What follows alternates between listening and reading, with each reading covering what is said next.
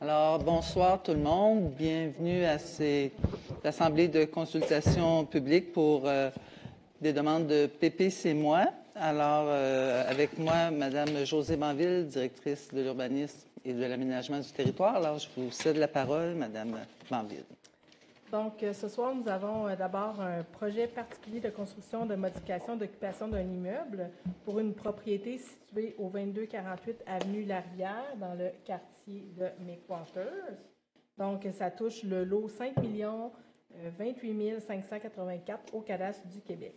Le projet consiste à ajouter 2 conteneurs en cour arrière d'un terrain commercial pour y entreposer des matières considérées comme dangereuses. Notamment, c'est des huiles et des graisses usées de commerce de restauration et des bouts de sédimentation d'installations septiques qui sont reliés à l'usage principal de l'entreprise qui est localisée à cet endroit-là, qui effectue une entreprise de services de nettoyage, c'est-à-dire de vidange, de fosses septiques et de services connexes de nettoyage, dégraissage de conduites diverses et qui sont, eux, présentement déjà autorisés dans la zone. Donc, c'est juste pour faire l'entreposage qui est en lien avec ça. C'est une activité d'entreposage temporaire, le temps que ce soit transbordé vers un autre site. Le terrain visé se trouve dans la zone 50-51 au plan de zonage. Donc, c'est ce que vous voyez en jaune présentement à l'écran. Oups, Madame Dallaire, je suis en train de vous viser. Ça autorise déjà l'habitation de faible densité, les commerces à impact majeur, les commerces reliés aux véhicules légers, les cours à rebut et de ferraille et l'exploitation de ressources naturelles. Donc, il y a déjà plusieurs activités là, de diverses natures dans cette zone-là. L'entreposage de matières dangereuses, normalement, c'est plus autorisé dans des secteurs de zones industrielles lourdes, alors que là, le type quand même d'entreposage qu'on souhaite faire, comme on dit, c'est considéré comme des matières dangereuses, mais ce n'est pas de la même nature, là. Donc, c'est vraiment en lien direct avec les activités de l'entreprise. C'est une activité complémentaire et comme je disais, c'est vraiment des huiles usées, des bouts de sédimentation. L'entreposage de ces matières-là sur le site sera temporaire. Ça va être mis dans des contenants spécifiques prévus à cette fin-là, à des fins de transbordement qui vont être entreposés dans les conteneurs fermés. Et par la suite, tout ce matériel-là va être transporté dans un site qui est spécifiquement prévu à cette fin-là, donc qui peut servir pour un entreposage de façon définitive. Ça va permettre à l'entreprise d'être plus efficace au niveau de sa logistique pour le transport, puis d'optimiser les déplacements vers l'extérieur de la région. L'entreposage va se faire, comme j'expliquais, dans les conteneurs fermés à l'intérieur de ces conteneurs-là et ils vont être situés en cour arrière. Donc, sur la carte à l'écran, c'est les 2 rectangles rouges que vous voyez là, sur le petit croquis. Au niveau de la propriété, ce qu'il faut dire, c'est qu'il n'y a pas dans ces entreposages-là, il n'y a rien qui est considéré comme des matières explosives. Et puis, au niveau du voisinage, on retrouve là, sur le terrain voisin à l'ouest un terrain qui est de type résidentiel et à l'est, c'est un autre terrain de type commercial. Donc, vous voyez ici des photos là, de l'emplacement de l'entreprise. Et on voit ici qu'il y avait déjà des conteneurs existants là, sur la propriété. Ça va faire l'objet du PPC-moi également. Donc, les demandes sont rattachées à des éléments de non-conformité au règlement d'urbanisme, notamment au règlement de zonage, soit l'usage, entreposage de matières dangereuses, complémentaires à l'usage, qui n'est pas autorisé. Un total de 8 conteneurs sur la propriété au lieu d'un maximum de 1. Les conteneurs ne sont pas recouverts d'un matériau de revêtement autorisé, donc ce qui n'est pas conforme à la réglementation. Cependant, le promoteur va toutes les repeindre d'une couleur uniforme. La distance entre les conteneurs également est à 0,68 mètres au lieu du 3 mètres minimum. Également, en raison de la demande, on a regardé aussi le certificat de localisation de la propriété, puis on a vu qu'il y avait d'autres éléments sur la propriété qui n'étaient pas conformes, donc on va venir en même temps les régulariser. Il y avait le dégagement minimal du bâtiment accessoire qui est identifié bâtiment 2 à l'écran par rapport au bâtiment principal qui est identifié bâtiment 1. Donc, la distance est de 0,83 mètres au lieu de 3 mètres. La marge de recul latérale nord-ouest du bâtiment principal, c'est le secteur qui est encadré en rouge là, à l'écran, se trouve à 1,06 mètres au lieu du 3 mètres minimum. Également, la distance minimale entre le bâtiment accessoire est de 0 mètre. Ça, c'est tous les conteneurs que l'on retrouve là, dans la section qui est encadrée en vert à l'écran. Toutes les autres également, il manque aussi la localisation de 2 climatiseurs qui se retrouvent en façade de la cour avant du bâtiment principal, donc à l'avant du bâtiment 1. Les autres normes du règlement sont respectées. Si jamais il y avait d'autres objets que le promoteur ajouterait à sa demande, il faudrait qu'il redépose une demande de PPC-. Donc, au niveau de l'affectation au plan d'urbanisme, l'affectation est de type affectation rurale, secteur rural. C'est ce que vous voyez en rose là, sur la carte. Puis la propriété est identifiée là, en une espèce un autre type de rose. Là, vous avez le petit carré à l'écran. Au niveau de la conformité au plan d'urbanisme, au niveau de l'affectation rurale, secteur rural, des usages industriels sont des activités qui sont complémentaires avec des usages commerciaux principaux dans cette affectation-là. Donc, c'est autorisé et c'est conforme. Au niveau de l'analyse des différents critères, lorsque le Conseil là, reçoit une demande de PPC-moi, on regarde là, 8 critères. Donc, au niveau de la compatibilité avec le milieu de l'insertion, bien, il y a déjà dans ce secteur-là plusieurs usages commerciaux à impact majeur. Le voisin immédiat du côté est fait des activités de nature commerciale. Du côté ouest, c'est un secteur résidentiel. Par contre, là, il y a une présence d'arbres quand même de ce côté-là de la propriété. Également, il y a une clôture sur la propriété et autant du côté est que du côté ouest. Et c'est situé aussi en bordure de d'une route nationale, là, en secteur de type périurbain où on retrouve là, un secteur qui est quand même assez achalandé avec différents types d'activités. Au niveau de l'intégration architecturale, ce qui fait l'objet de la demande, c'est des conteneurs, donc il n'y a pas vraiment d'intégration architecturale à ce niveau-là. Au niveau de l'aménagement des espaces extérieurs, le promoteur ne prévoyait aucun projet, mais vous allez voir tout à l'heure, dans les conditions, il y aura des choses qui vont être demandées. L'implantation des conteneurs est cependant prévue vraiment dans les nouveaux conteneurs, c'est dans le fond du terrain. Au niveau de l'organisation dans l'environnement, il n'y a pas de bruit nécessairement qui est généré, ni de poussière ou d'éménation. Les matières dangereuses, il n'y a pas de risque accru d'incendie ou d'explosion. Les activités sont déclarées au niveau de notre service ici d'incendie et également au niveau du ministère de l'Environnement. Et comme on expliquait tout à l'heure, ça va être pour permettre une meilleure efficacité pour le transbordement de ces matières-là vers des sites conformes. Au niveau de l'organisation fonctionnelle, bien, le terrain est suffisamment grand là, pour faire les aires de manœuvre et avoir l'espace d'entreposage requis. L'espace est déjà clôturé. Au niveau des composantes socioculturelles, ça ne s'applique pas. Au niveau du développement local et régional, bien, ça facilite les opérations d'une entreprise locale qui est déjà implantée. Et au niveau de la faisabilité du projet, bien, c'est quelque chose qui peut se réaliser là, facilement pour le promoteur. Donc, au niveau de l'analyse, le Conseil a adopté déjà le premier projet de résolution pour autoriser le projet, donc de permettre l'usage d'entreposage de matières dangereuses complémentaires à l'usage principal. Donc, c'est vraiment une activité qui est complémentaire. Elle ne peut pas se faire toute seule. Ça doit être attaché à l'usage principal. 8 conteneurs au lieu de 1. Les conteneurs on autorise le fait qu'ils ne seraient pas recouverts de matériaux autorisés. 2 conteneurs qui serviront à l'entreposage de matières dangereuses seront à 0,68 mètres l'un de l'autre au lieu du 3 mètres. On régularise le dégagement du bâtiment accessoire par rapport au bâtiment principal de 0,83 mètres au lieu du 3 mètres. On régularise la marge de recul latérale nord-ouest du bâtiment principal à 1,06 au lieu de 3 mètres. On régularise également la distance minimale entre les bâtiments accessoires existants, qui sont les conteneurs, qui seraient à 0 mètre, et la présence des 2 climatiseurs en cours avant.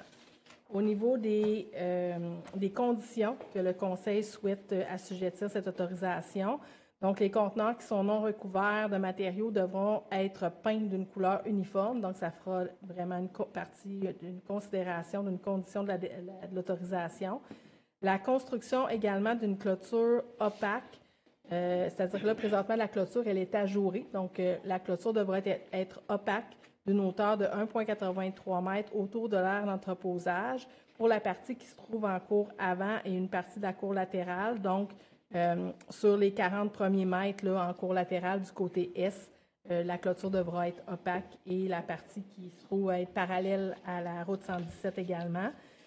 On exige l'aménagement d'un écran végétal d'une hauteur de 1,5 m devant la clôture qui est parallèle à la route 117, soit à partir de l'entrée charretière, là, le côté est de l'entrée charretière.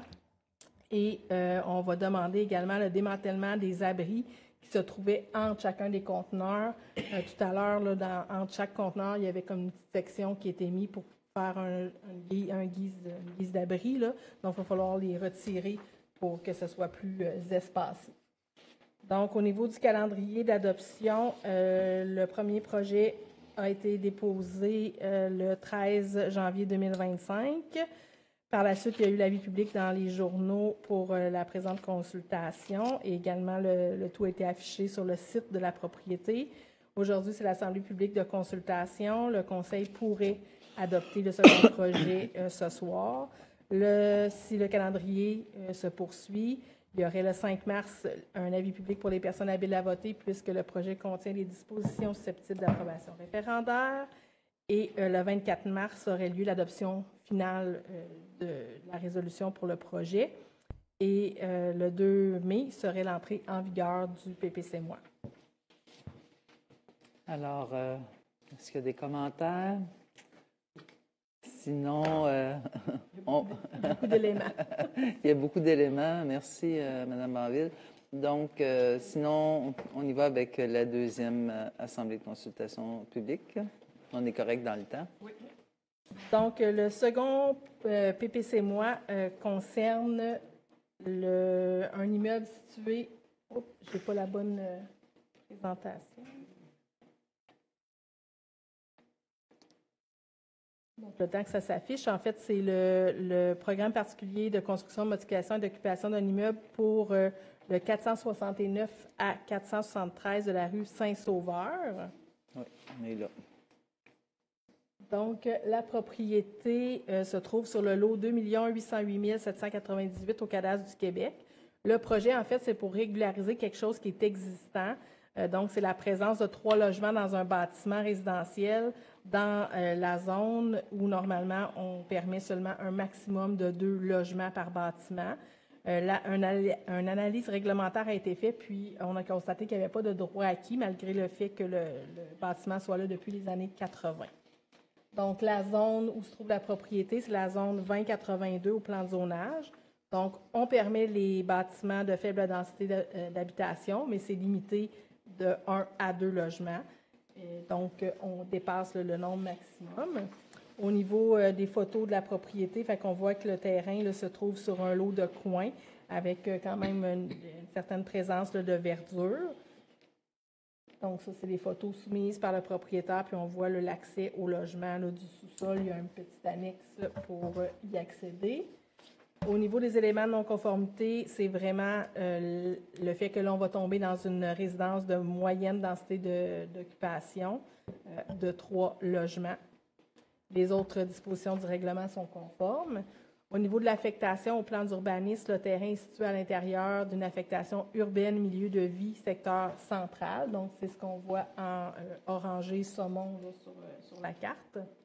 Et le terrain est identifié par le petit rectangle jaune. Toujours au niveau de la conformité, donc l'usage résidentiel de moyenne densité, 3 à 6 logements, c'est une fonction dominante qui est déjà autorisée dans l'affectation urbaine, milieu de vie, secteur central. Donc, le projet est conforme au plan d'urbanisme. Au niveau des critères d'analyse pour un PPC-MOI, donc pour la compatibilité avec le milieu d'insertion, c'est un usage quand même qui est exercé là depuis 40 ans, qui se trouve dans un bâtiment qui a conservé ses apparences de bâtiment résidentiel de faible densité. Le bâtiment demeure strictement à vocation résidentielle. Il y a un seul logement de plus là, que le maximum prévu et le terrain est quand même situé sur un lot d'angle avec une bonne superficie qui permet là, d'exercer l'usage. Au niveau de l'intégration architecturale, bien, il n'y a aucune modification requise puisque les logements sont déjà présents et sont localisés là, en partie là, dans le sous-sol du bâtiment. Donc, on conserve la même taille, la même volumétrie de bâtiment. Les aménagements extérieurs, bien, il y a déjà de l'espace vert qui est présent sur le terrain et ça sera une condition là, que ça devrait être maintenu en place. Et il y a déjà 2 entrées charretières là, pour accéder à la propriété. Au niveau de l'organisation du projet dans l'environnement, bien, il n'y a pas nécessairement de bruit qui est généré de plus. Il n'y a pas de construction en hauteur, donc pas d'ombre sur les propriétés voisines. Au niveau de l'organisation fonctionnelle, bien, les entrées charretières existantes font en sorte que ça permet l'accès à des cases de stationnement en nombre adéquat là, pour le nombre de logements dans le bâtiment. Puis, vous allez voir là, qu'on va mettre une condition sur le fait qu'on ne souhaite pas qu'il y ait plus d'espace de stationnement sur la propriété, afin de préserver notamment la végétation. Et la faisabilité du projet, ça va permettre là, de régulariser une situation existante. Donc, à la suite de son analyse, le Conseil avait adopté le premier projet de règlement pour autoriser la présence de 3 logements à l'intérieur du bâtiment résidentiel. Par contre, il y aurait les conditions suivantes qui devront être observées, soit le maintien des espaces de verdure sur la propriété et le fait aussi qu'aucun agrandissement de la largeur des espaces de stationnement devant la façade principale du bâtiment. Au niveau du calendrier d'adoption, le 13 janvier avait lieu l'adoption du premier projet de règlement. Le 22 janvier, les avis publics de consultation ainsi que l'affichage sur la propriété ont été réalisés. Aujourd'hui, le 24 février, c'est l'Assemblée publique de consultation. Le second projet de règlement pourrait être adopté ce soir. Par la suite, il y aurait le 5 mars l'adoption, pas l'adoption, mais la publication d'un autre avis public pour les personnes habiles à voter, puisque le projet contient des dispositions susceptibles d'approbation référendaire parce qu'il s'agit d'un usage. Et le 24 mars aurait lieu l'adoption finale de la résolution et le 2 mai, l'entrée en vigueur. Alors, est-ce qu'il y a des commentaires dans la salle en lien avec cette présentation? Sinon, pour la prochaine Assemblée de consultation publique, il faut attendre 2 minutes. Madame Banville, on est un peu trop rapide. Il est 19h48 et il faut commencer à 19h50. Alors, on doit attendre 2 minutes.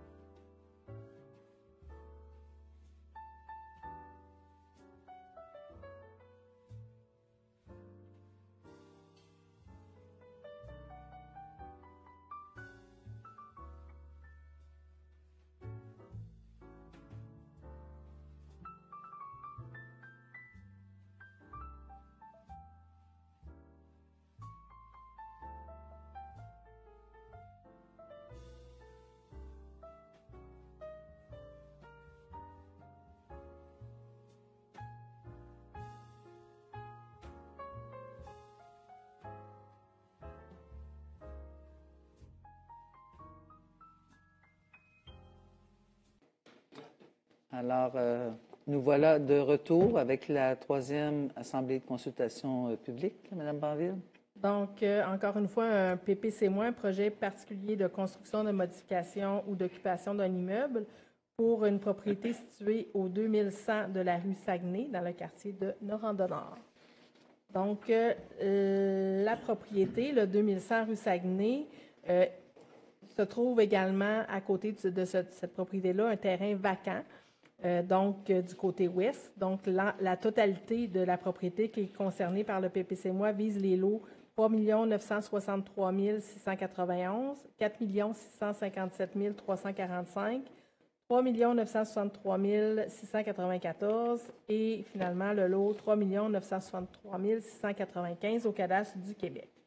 Donc, le projet consiste, là, dans le fond, à remplacer, à démolir, en fait, là, les bâtiments existants sur la propriété, soit la résidence unifamiliale ainsi que les bâtiments accessoires, pour permettre la construction d'un immeuble de 18 logements sur la totalité là, des lots de la propriété qui sera nouvellement formée. Donc, comme on disait, là, la résidence sera démolie et l'autre partie du terrain était déjà vacante. La propriété se trouve à l'intérieur de la zone 3042 au plan de zonage. Donc, c'est la partie que l'on voit en jaune sur l'écran. La propriété est identifiée en orangé. Donc, la zone autorise l'habitation de faible densité et de moyenne densité. Par contre, on fixe le nombre maximum de 1 à 6 unités de logement par bâtiment. Donc, et on retrouve déjà également dans la zone plusieurs usages commerciaux. Donc, peut-être préciser que si sur chacun des lots individuellement, il aurait pu y avoir une construction d'un immeuble de 6 logements. Donc, la personne, ce qu'elle demande, elle, c'est 18, mais en fusionnant ces trois propriétés-là ensemble. Donc, au niveau de la propriété, dans le fond, le promoteur là, nous a fait une démonstration là, à l'effet que dans le secteur, il y avait déjà des bâtiments là, qui avaient une hauteur maximale. Dans le fond, lui, son projet, c'est qu'il souhaite avoir une hauteur hors sol de 3 étages. La limite dans la zone, elle est fixée à 2. Par contre, il y a quand même plusieurs bâtiments dans ce secteur-là qui ont déjà soit 3 étages, 2 étages et même un bâtiment commercial qui est quand même d'une hauteur assez considérable là, dans le secteur. Et puis, la propriété sera d'ailleurs adjacente à cette activité commerciale-là qui a une hauteur là, quand même importante. Donc, c'est le bâtiment des immeubles Poissons et leur entrepôt là, que l'on retrouve, là, que l'on voit ici à l'écran. Donc, on est quand même dans un secteur aussi que c'est une route assez large le long d'un boulevard. Donc, le bâtiment aurait 3 étages hors sol et ce qui serait équivalent à une hauteur maximale de 12,16 mètres. Donc, c'est ce que vous voyez à l'écran. Il n'y a pas de sous-sol dans ce projet-là. Donc, la totalité des logements seraient situés hors sol. Vous avez ici des perspectives là, de ce qu'aurait l'air le bâtiment une fois construit. Donc, il y a différents matériaux qui seraient autorisés, qui fait en sorte que ça ne fait pas une façade là, qui est monotone. Donc, on retrouve là une mixité de matériaux, dont des matériaux nobles comme la brique dans la partie plus pâle et des matériaux légers qui sont en retrait, qui correspondent soit à des revêtements de métallique, d'aluminium ou de type cannexel.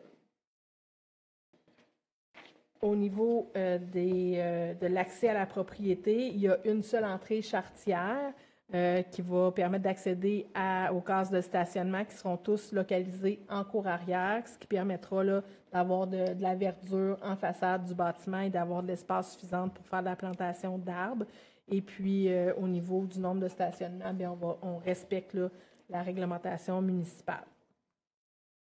Donc, les éléments de non-conformité au règlement de zonage, c'est au niveau du nombre de logements qui est de 18 au lieu de 6, le nombre d'étages à 3 au lieu de 2 et la hauteur totale de 12,16 mètres au lieu de 10 mètres.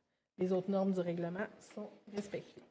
Au niveau du plan d'urbanisme, pour la conformité, le terrain se trouve dans une affectation urbaine, milieu de vie, secteur périphérique. C'est ce qu'on voit en jaune à l'écran. Le terrain se trouve en orangé.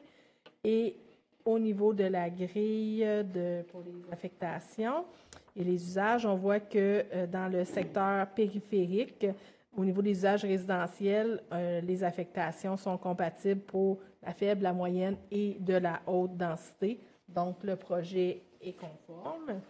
Au niveau des critères d'évaluation au niveau du règlement, au niveau de la compatibilité dans le milieu d'insertion, le projet, c'est un usage résidentiel unique. Donc, il n'y a pas de mixité d'usage, mais vraiment juste un usage résidentiel de haute densité, où on retrouve dans un secteur où il y a déjà de la moyenne et de la faible densité, des usages commerciaux, et c'est en bordure d'une route relativement achalandée. Le traitement, au niveau de l'intégration architecturale, le traitement de la façade est intéressant avec une fenestration quand même assez abondante, un rythme aussi au niveau de la façade avec le choix des matériaux qui fait en sorte là, que ce n'est pas une façade monotone là, d'un seul revêtement. Ça permet vraiment d'avoir un bel équilibre. Au niveau de ces éléments-là, font en sorte que ça contribue là, au niveau là, de la hauteur dérogatoire, le bâtiment est peut-être un peu plus intéressant. Également, il y a la présence du bâtiment commercial à côté qui a une hauteur là, supérieure à celle du bâtiment projeté. Les espaces végétalisés et plantés d'arbres en cours avant seront prévus et les espaces de stationnement seront en cours arrière, donc au niveau de l'aménagement des espaces extérieurs. Pour l'organisation du projet dans l'environnement, considérant que l'entrée véhiculaire va être située du côté ouest, ça va permettre de dégager, dans le fond, la propriété par rapport à l'autre propriété résidentielle à côté. Donc, ça va permettre un certain dégagement qui va permettre de diminuer l'effet d'ombre sur la propriété voisine. Au niveau de l'organisation fonctionnelle, il y a une seule entrée charretière, ce qui va permettre les risques de conflit avec l'accès sur la rue Saguenay, puisque ça va sortir à un seul endroit. Et comme on disait, là, il y avait suffisamment d'espace de stationnement pour répondre aux besoins, considérant le fait qu'il n'y a pas de stationnement sur rue de permis le long de la rue Saguenay. Au niveau des composantes socioculturelles, ça ne s'applique pas. Au niveau du développement local et régional, on permet de contribuer à une augmentation du nombre de logements sur notre territoire. Donc, on sait qu'en matière de crise du logement en ce moment, ces projets-là viennent ajouter des unités additionnelles et le projet peut se réaliser facilement. Donc, à la suite de son analyse, le Conseil a adopté le premier projet de règlement il y a quelques semaines pour autoriser le projet, soit de permettre un total de 18 logements au lieu de 6, le nombre d'étages de 3 au lieu de 2 et de fixer une hauteur maximale du bâtiment à 12,16 au lieu de 10 mètres. Par contre, le tout est assujetti de certaines conditions qui devront être respectées, soit d'avoir une pente de toit minimale de 4,12. Donc, en fait, pourquoi ça a été exigé? C'est vraiment pour l'architecture du bâtiment. Éviter le toit plat, ça fait une plus belle harmonie là, avec quand même s'il y a une certaine hauteur au niveau de une certaine pente minimale pour la toiture. L'architecture du bâtiment doit être similaire aux plans qui ont été présentés ce soir, donc avec une utilisation de différents types de matériaux, dont la maçonnerie, les panneaux d'aluminium, des clins architecturaux, dans une proportion supérieure à 66 % et une fenestration qui est régulière et prépondérante sur la façade principale et également le rythme de la façade principale qui permet les décrochés, qui évite un effet de ligne pleine et d'effet palissade là, sur le bâtiment. Donc, au niveau de l'échéancier pour le calendrier d'adoption pour le projet, le 13 janvier, c'était l'adoption du premier projet de résolution. Le 22 janvier, l'avis public de consultation qui incluait également l'affichage sur la propriété. Le 24 février, aujourd'hui, c'est l'Assemblée publique de consultation. L'adoption du second projet de résolution pourrait avoir lieu ce soir. Par la suite, il y aurait l'avis public pour les personnes habiles à voter, puisqu'il y a des dispositions susceptibles d'approbation référendaire, puisqu'on parle de normes d'implantation et d'usage.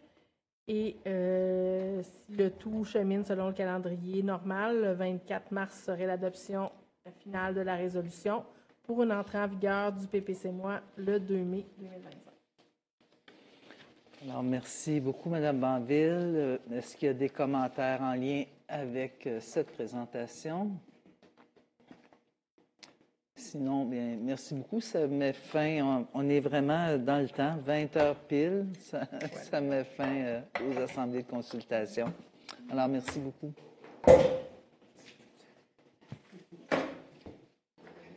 Alors, on va pouvoir débuter la séance publique. 2 petites secondes, ce ne sera pas tellement long.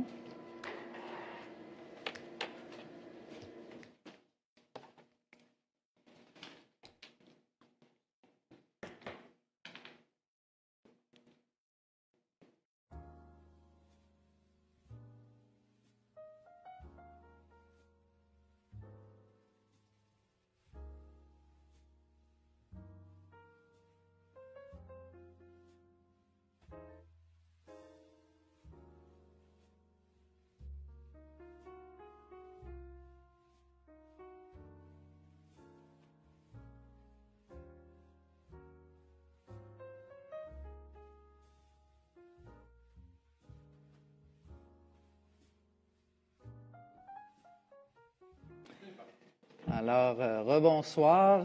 Bienvenue donc à la séance régulière de votre conseil de ville. Merci, bienvenue aux gens qui sont présents dans la salle du conseil et aux citoyens et citoyennes qui nous écoutent à distance. Alors, Madame la greffière, l'adoption de l'ordre du jour. Oui, quelques ajouts ce soir dans les projets particuliers de construction, modification ou occupation d'un immeuble. Suite aux 3 assemblées de consultation publique, donc l'adoption des seconds projets pour le 2248 La Rivière, le 469-473 rue Saint-Sauveur, 2100 rue Saguenay, également un second projet pour le 750 avenue La Rivière qui était passé précédemment au Conseil. Dans les affaires générales, une fin d'emploi. Dans les correspondances, une demande d'autorisation d'événement pour l'école Notre-Dame de Protection. Et dans les avis de motion et règlements, un projet de règlement de zonage. Alors, un proposeur. J'en fais la proposition, Cédric Laplante. Et je l'appuie, Réal Beauchamp. Merci beaucoup. En 2, l'approbation du procès-verbal de la séance du 10 février dernier. J'en fais la proposition, Guillaume Beaulieu. Je l'appuie, Stéphane Girard. Merci beaucoup, messieurs. En 3, au niveau des suivis des dossiers politiques. Bon, il y a quelques éléments, mais tout d'abord, nous voulons ce soir souligner à nouveau le décès de M. Jean-Claude Beauchemin, qui nous a quittés le 12 février dernier. M. Beauchemin aura été maire de Rouyn-Noranda de 2002 à 2005. Il aura été ainsi le premier maire de notre ville fusionnée. Il a joué un rôle déterminant dans l'intégration des différents quartiers, différentes communautés de cette nouvelle ville. M. Beauchemin s'est toujours distingué pour son attachement aussi à la culture. Il a fortement contribué à l'essor culturel de notre belle ville. C'est un homme qui ne laissait personne indifférent.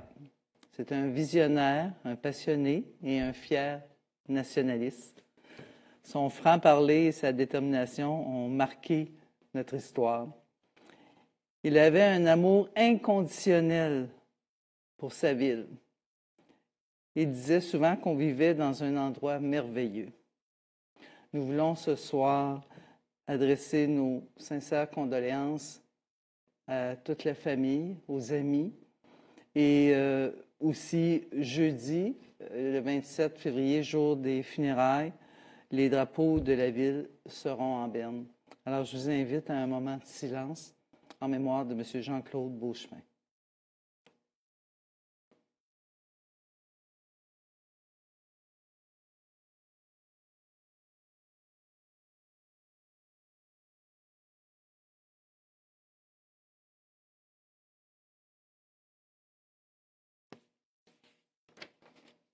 Je vous remercie beaucoup.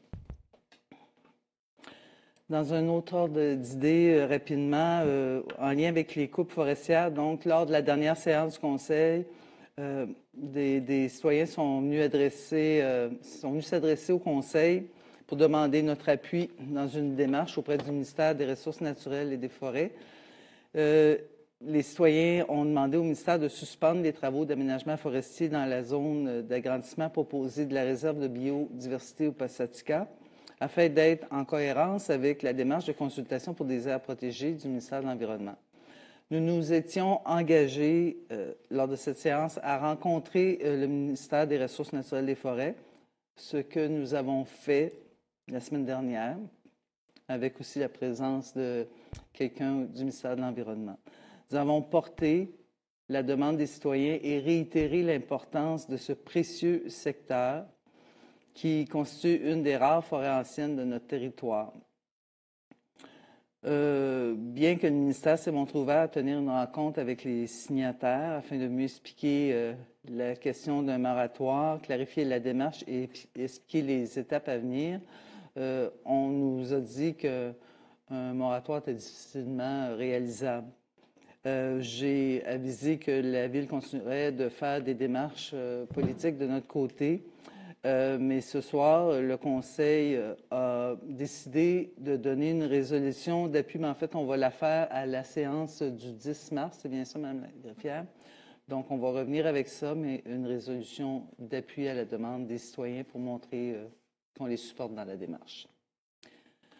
Ensuite, au niveau de la Convention de Bâle, il y avait eu des questionnements, des inquiétudes au niveau des citoyens. Nous avons nos équipes.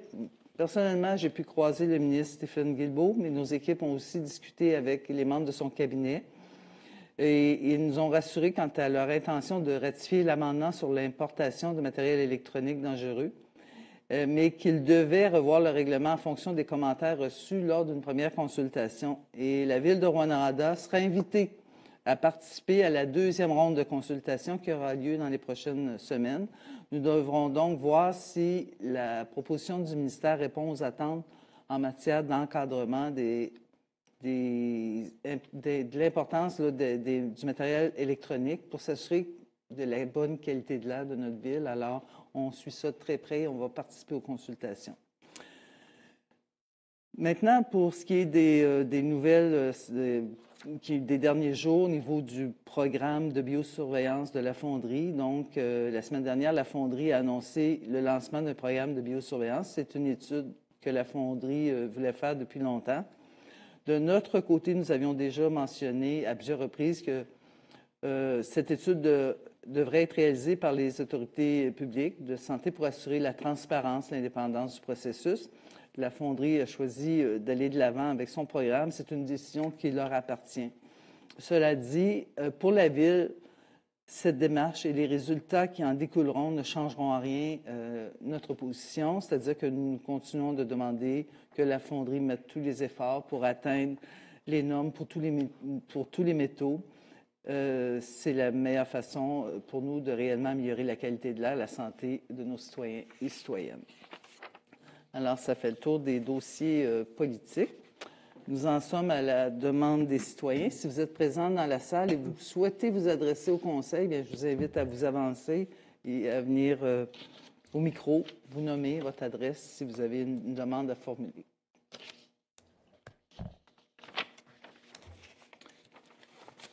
Sinon, je vois qu'il n'y a pas de demande des citoyens. Donc, Mme Carignan, nous sommes rendus aux dérogations mineures et les PPC-moi. PPC-moi, oui. Donc, la première dérogation mineure, au 69 rue Caron, présentée par M. Mathieu Bélanger, un avis partiellement favorable du CCU relativement à la subdivision projetée du lot 4 173 143 au cadastre du Québec.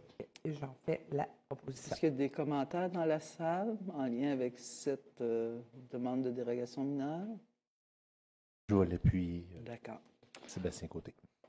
Tout le monde est d'accord, Donc, merci. j'enchaîne avec les PPC-moi. Est-ce que je peux les faire un après l'autre? Oui. Ça va? OK.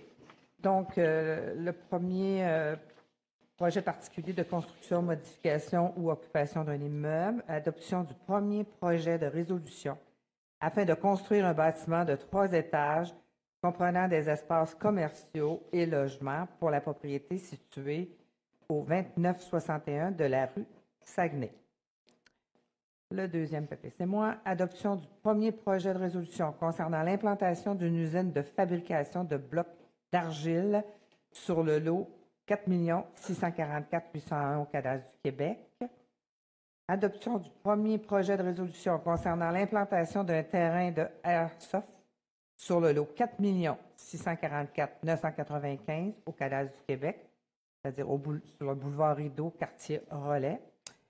Adoption du premier projet de résolution concernant la construction d'un entrepôt commercial et industriel sur les lots 3 903 354, 4 715 et 4 717 au cadastre du Québec, secteur rue Saguenay. Second projet de résolution concernant la demande de PPC-MOI afin d'ajouter 2 conteneurs pour y entreposer des matières dangereuses pour la propriété située au 2248 de l'avenue La Rivière, soit le lot 6 335 872 au cadastre du Québec. Second projet de résolution concernant la demande de PPC-MOI afin d'autoriser la présence de 3 logements à l'intérieur d'un bâtiment pour la propriété située au 469 et 473 rue Saint-Sauveur, lot 2 808 798 au cadastre du Québec. Second projet de résolution concernant la demande de PPC-MOI afin de construire un immeuble de 18 logements pour la propriété située au 2101, c'est-à-dire rue Saguenay, pour le lot 3 963 691 et le lot 4 657 345 au cadastre du Québec. Second projet de résolution afin d'ajouter 2 logements et l'aménagement de 2 cases de stationnement additionnelles pour l'immeuble du 750 de l'avenue La Rivière, soit le lot 2 809 590 au cadastre du Québec. Et j'en fais proposition de ces adoptions. Et je l'appuie, Daniel Camden. Merci. Plusieurs projets de logement. Alors, ce sont des bonnes nouvelles. Aux affaires générales, M. Chevalier.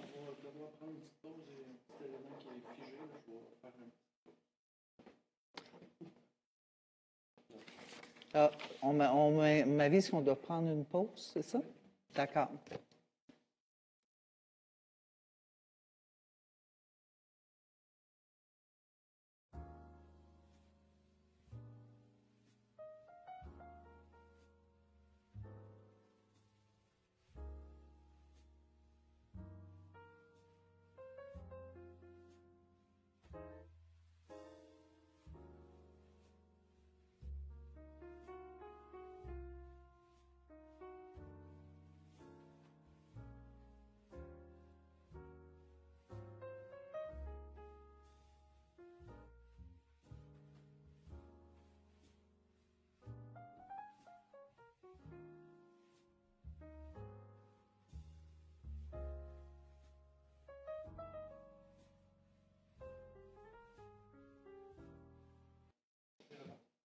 Alors, nous revoilà.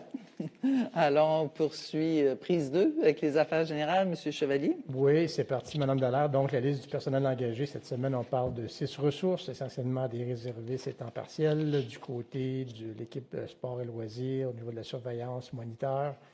Donc, voilà pour la liste du personnel engagé. On va poursuivre avec les nominations. Mme Joanne McKenzie, technicienne de bureau au service de la paye. M. Sébastien Brouillard, technicien parc et équipement de loisirs et infrastructures. M. Marc Blanchette, au niveau de la conciergerie. Alors, une résolution pour le point de la gestion du personnel? En fait, la liste du personnel engagé et les nominations? J'en fais la proposition, Yves Trolin. Et je l'appuie, Cédric Laplante. D'accord, alors il reste 2 points. 2 points, donc fin de l'emploi du salarié portant le numéro 04149 et aussi celui portant le numéro 04183. Proposeur. J'en fais la proposition, Sébastien Côté. Et je l'appuie, Daniel Camden. Merci beaucoup. On poursuit avec l'octroi de contrat. Donc, le premier de gré à gré à Innovision Incorporée pour la gestion de l'élection générale du 2 novembre 2025 au montant total de 29 051,72 $, taxes incluses. Service professionnel en architecture pour la réfection du gymnase Denis Julien et de la toiture au groupe Conseil Tram au montant de 64 058,32 $, taxes incluses, ayant obtenu le plus haut pointage final. Service professionnel pour le développement d'un outil de gestion budgétaire, contrat octroyé de gré à gré à Allier Technologique Incorporé au montant de 99 022,22 $, taxes incluses. Et finalement, un contrat de fourniture de bottes de sécurité pour une durée de 2 ans à SPI, Santé Sécurité Incorporé, au montant de 56 967,81 $, taxes incluses, étant la plus basse reçue et conforme. Alors, pour ces octrois de contrat, J'en fais la proposition, Cédric Laplante. Et je l'appuie, Réal Beauchamp. Merci.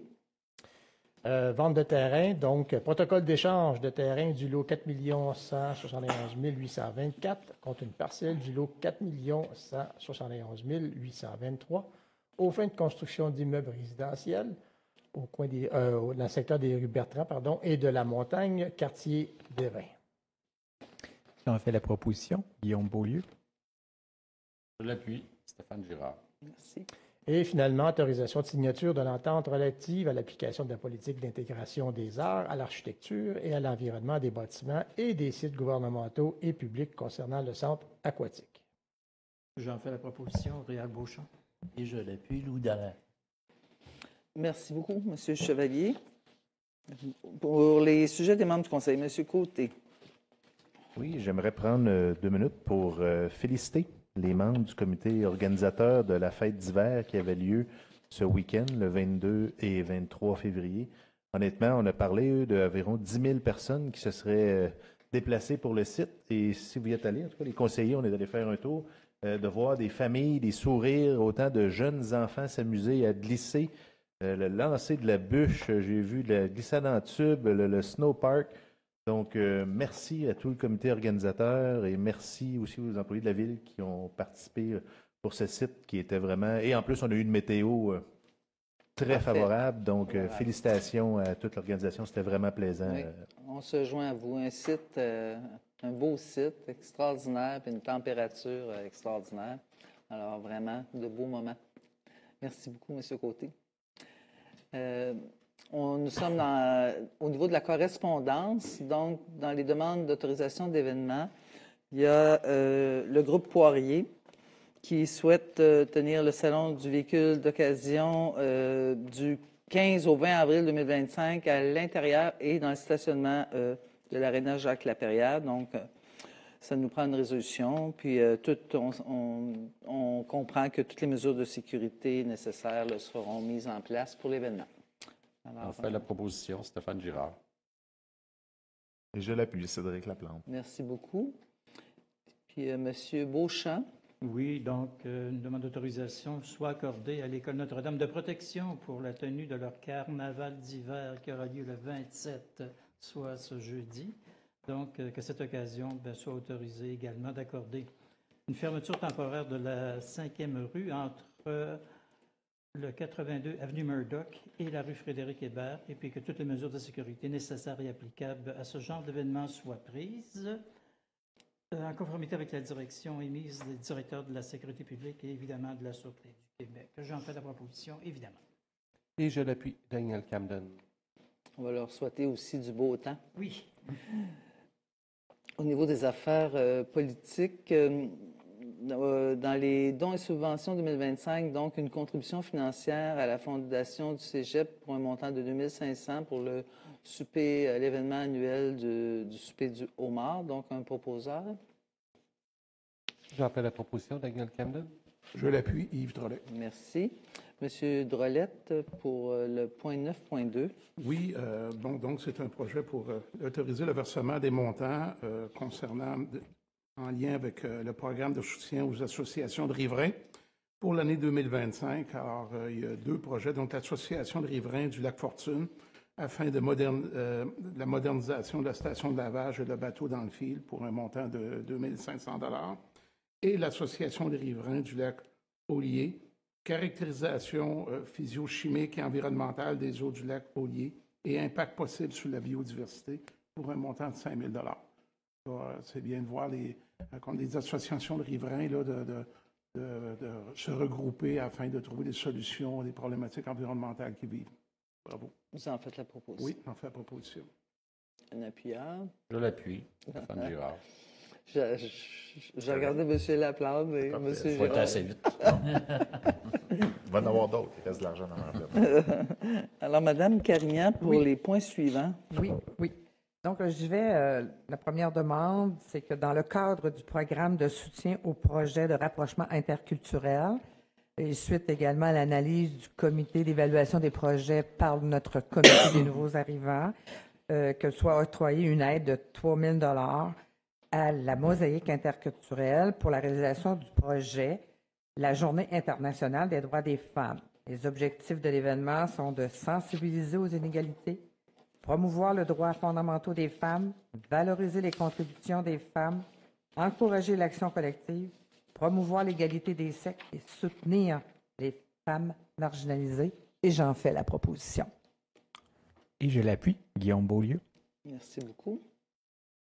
La suivante, c'est dans le cadre de notre programme d'aide de revitalisation et de rénovation des façades du centre-ville.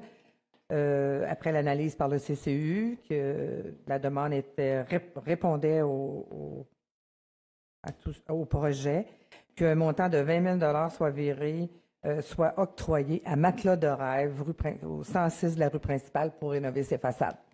Et j'en fais la proposition. Et je l'appuie, Réal Beauchamp. Merci.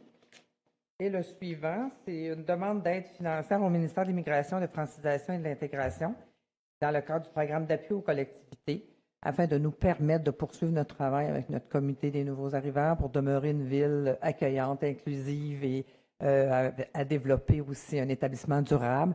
Donc, je propose que cette demande soit déposée et qu'on autorise la chef des services de proximité, devant moi, là, à signer cette entente. Et j'en fais la proposition. Et je l'appuie, Guillaume Beaulieu. Merci beaucoup. Merci, Mme Carignan. À 9.6, c'est une résolution qui est requise pour autoriser le dépôt d'une demande d'aide financière au volet 2 du renouvellement des conduites d'eau du programme d'infrastructure municipale d'eau Primo. Donc, de déposer la demande auprès du ministère des Affaires municipales et de l'Habitation en vue du projet de la ruelle Richard-Larivière entre Charlebois et Raleigh et d'autoriser la directrice des travaux publics et des services techniques à signer la demande pour et au nom de la ville de Rouyn-Noranda. Alors, un proposeur. J'en fais la proposition, Cédric Laplante. Je l'appuie, Guillaume Beaulieu. Merci beaucoup. Madame la greffière, au niveau des procédures administratives. Oui, donc d'abord, une autorisation de signature d'un acte de servitude en faveur de la Ville concernant un immeuble sur la Monseigneur-Réaume-Ouest. Une première servitude avait été signée avec l'Office municipal d'habitation. Par contre, la Société d'habitation du Québec, qui est propriétaire du bâtiment, souhaite le régulariser par un acte de servitude en faveur de la SHQ. Un proposeur pour cette autorisation. J'en fais la proposition. Claudette Carignan. Et je l'appuie, Réal Beauchamp. Merci. Ensuite, des emprunts au fonds de roulement pour achat de coffres pour camionnettes pour 10 000 perceuse pour 4 000 aménagement pour l'aménagement du territoire, le remplacement d'un traceur pour 6 800 à l'Arena de Glencore, ajout de main courante pour 10 100 des équipements d'analyse d'eau pour les jeux d'eau Agnico Eagle pour 6 650 et finalement, pour la bibliothèque de Clérici, une mise à niveau du mobilier équipement pour 20 000 J'en fais évidemment la proposition. Stéphane Girard. Je l'appuie, Yves Trollet. Merci. Ensuite, je propose de faire les autres en bloc. Donc, pour le Fonds Région Ruralité, le FRR volet 2, il faut annuellement adopter le rapport des activités. Donc, il s'agit d'adopter le rapport pour l'année 2024. Dans les opérations comptables, on vient attacher le financement d'honoraires juridiques et d'honoraires professionnels de l'évaluateur en matière d'évaluation foncière pour l'année 2024 pour un montant de 7 148 $. Fermeture de règlement de fonds de roulement pour des projets entièrement réalisés pour 2018, 2019, 2020, 2021, 22, 23 et 24. Ça totalise environ 81 000 $ qui n'ont pas été utilisés, qui étaient projetés initialement. Donc, on vient retourner ces sommes-là dans les sommes disponibles. Fermeture des règlements d'emprunt au 31 décembre 2024, des règlements 2018-984, 2018-996, 2018-1023, 2019-1069, 2020-1114, 2020-1115 et 2021-1164. C'est environ 658 000 $ qui n'ont pas été dépensés et qui sont retournés aussi dans les sommes qui peuvent être disponibles pour de projets futurs. Et finalement, en lien avec ces règlements d'emprunt-là qui sont annulés, donc une résolution d'annulation des soldes résiduaires des montants d'emprunt n'étant plus requis. Proposeur. En fait la proposition, Yves Trollet. Et je l'appuie, Cédric Laplante. Merci beaucoup, Mme Tousignan. Monsieur Girard, pour le Conseil des quartiers de Clérici. Merci, Mme la Et mairesse. de Destar. Oui, je vais les faire en bloc. Pour le conseil de quartier de Clérici, on a distribué l'enveloppe de dons et subventions pour l'année 2025. Le local des fermières reçoit 1 400 $. Comité des loisirs, 3 300 $. Corporation de l'Opéra des Rapides, 1 500 $. Club de l'Âge d'Or, 3 800 $. Et l'Association Riverain du lac Hervé Savard, 1 000 $. On nomme aussi Mme Marie-Lie Leclerc-Auclair. Un petit retour avec nous pour les 4 prochaines années. Bien heureux de son retour au conseil de quartier. Pour le conseil de quartier de Destar, la répartition de l'enveloppe des dons et subventions du quartier pour 2025, il va comme suit. L'interlocal Maison des jeunes de Destar, 2 500 $. Club de l'Âge d'Or, 3 500 $. Et le comité de Destar, le comité des loisirs, 3 000 $. Donc, j'en fais la proposition. Et je l'appuie, Cédric Laplante. Merci beaucoup. Monsieur Laplante, Oui, j'avais 2 petites recommandations à faire pour la répartition de l'enveloppe des dons et subventions pour relais.